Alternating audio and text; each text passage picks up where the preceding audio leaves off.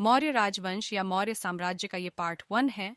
L 322 185 ईपू प्राचीन भारत का एक शक्तिशाली राजवंश था। मौर्य राजवंश ने 137 वर्ष भारत में राज्य किया। इसकी स्थापना का श्रेय चंद्रगुप्त मौर्य और उसके मंत्री चाणक्य को दिया जाता है। यह साम्राज्य पूर्व में मगध राज्य में गंगा नदी के मैदानों, आज का बिहार एवं बंगाल से शुरू हुआ। इसकी राजधानी पाटलिपुत्र, आज के पटना शहर के पास थी। चंद्रगुप्त मौर्य ने 322 ईसा पूर्व में इस साम्राज्य की स्थापना की और तेजी से पश्चिम की तरफ अपना साम्राज्य का विस्तार किया। उसने कई छोटे छोटे क्षेत्रीय राज्यों के आपसी मतभेदों का फायदा उठाया, जो सिकंदर के आक्रमण के बाद पैदा हो गए थे। 316 ईसा पूर्व तक मौर्य वंश ने पूरे उत्तरी पश्चिमी भारत पर अधिकार कर लिया था।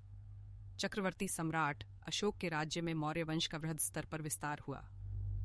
सम्राट अशोक के कारण ही मौर्य साम्राज्य सबसे महान एवं शक्तिशाली बनकर विश्व भर में प्रसिद्ध हुआ। 323 ईपू में चंद्रगुप्त मौर्य ने अपने गुरु चाणक्य की सहायता से अंतिम नंद शासक धनानंद को 323 ईपू में युद्ध भूमि में पराजित कर मौर्य वंश की 322 ईपू में नींव डाली थी। यह साम्राज्य गणतंत्र व्यवस्था पर राजतंत्र व्यवस्था की जीत थी। इस कार्य में अर्थशास्त्र नामक पुस्तक द्वारा चाणक्य ने सहयोग किया। विष्णुगुप्त व कौटिल्य उनके अन्य नाम हैं। सम्राट चंद्रगुप्त मौर्य L 322 298 ईपू। मुख्य लेख। चंद्रगुप्त मौर्य के जन्म वंश के संबंध में जानकारी ब्राह्मण धर्म ग्रंथों, बौद्ध तथा जैन ग्रंथों में मिलती है।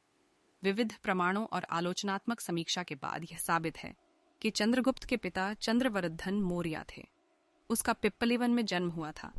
धनानंद ने उन्हें धोखे से हत्या कर दी। चंद्रगुप्त मौर्य का पालन पोषण एक गोपालक द्वारा किया गया।